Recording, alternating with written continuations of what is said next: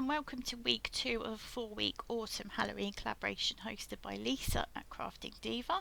The hashtag for this collaboration is hashtag autumnfest2025, and a list of all the people taking part will be in the description box below.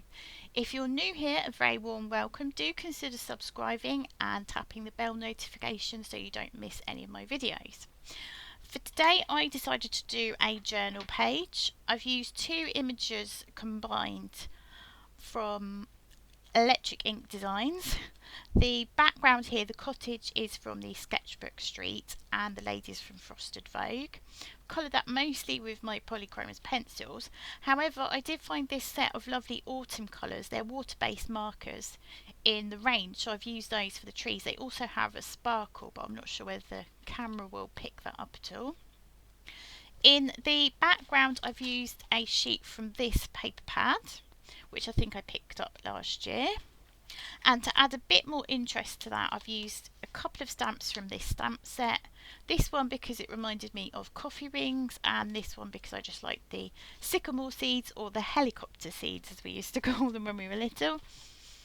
And I've added a toadstool from this die set, so that's just down there.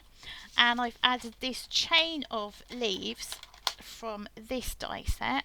So this is all from the same collection.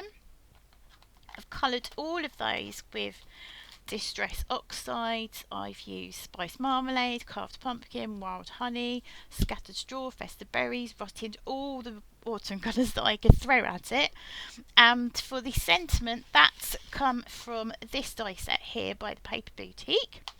And I've coloured the background there in Vintage Photo, and then I've used Scattered Straw and Wild Honey on the sentiment with a touch of Rusty Hinge.